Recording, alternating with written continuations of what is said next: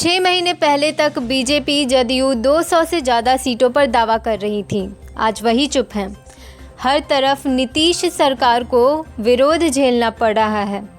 इसी कड़ी में आज हम आपको बताएंगे कि सीमांचल का क्या हाल है, यहाँ का ओपिनियन पोल क्या कहता है, किसे कितनी सीटें मिलेंगी। बिहार विधानसभा चुनाव में सीमांचल में रोचक सियासी मुकाबला होने वाला है। सीमांचल के 4 जिले पूर्णिया, कटिहार, अररिया और किशनगंज में 24 विधानसभा क्षेत्रों में करीब 60 लाख मतदाता इस बार अपने मताधिकार का प्रयोग करेंगे। लोकसभा चुनाव में जदयू भाजपा गठबंधन ने सीमांचल में नया राजनीतिक प्रयोग किया था। इसके तहत लोकसभा चुनाव में 4 में 3 सीटों पर जदयू और 1 सीट पर भाजपा प्रत्याशी मैदान में उतरे थे। पूर्णिया लोकसभा सीट दोबारा जदयू के खाते में गई थी, जबकि कटिहार में नया प्रयोग भी सफल रहा। कटिहार से जदयू ने अपना प्रत्याशी मैदान में उतारा, जदयू को फतेह भी मिली। किशनगंज में भी जदयू प्रत्याशी ने कड़ी टक्कर दी थी। लोकसभा चुनाव में अररिया सीट भाजपा के खाते में गई थी। 2020 के विधानसभा चुनाव में जदयू, भाजपा व लोजपा एक साथ मैदान में हैं, तो दूसरी तरफ राजद कांग्रेस महागठबंधन।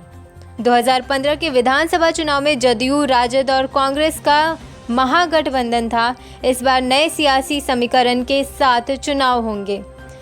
सीमांचल में सबका दावा है कि उनका गढ़ पूरे सीमांचल में मुस्लिम वोटों का गढ़ है। सीमांचल की सीटों पर मुकाबला रोचक होने वाला है।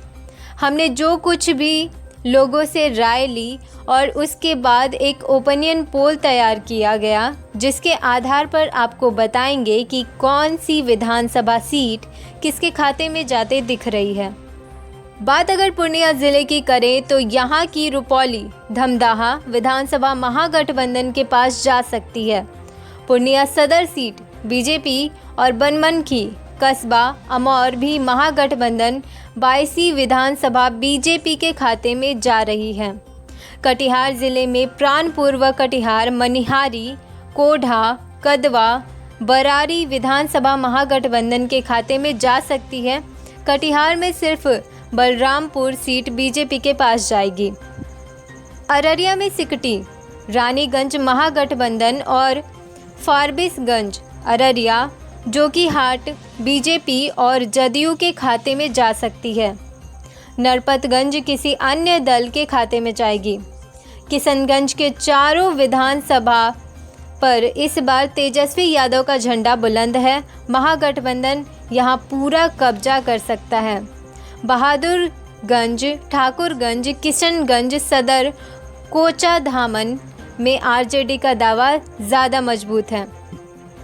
सीमांचल के चारों ज़िले में करीब 60 लाख मतदाता। पूर्णिया ज़िले में 7 विधानसभा क्षेत्रों में 20.53 लाख मतदाता हैं। कटिहार ज़िले में 7 विधानसभा क्षेत्रों में 19.12 लाख मतदाता हैं।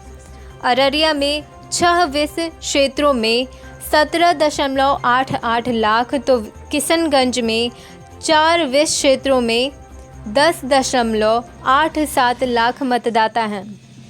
इस तरह कुल 60 लाख मतदाता इन ज़िलों में हैं। इस बार बदले माहौल में राजद और कांग्रेस का दावा पूरे सीमांचल में मजबूत है।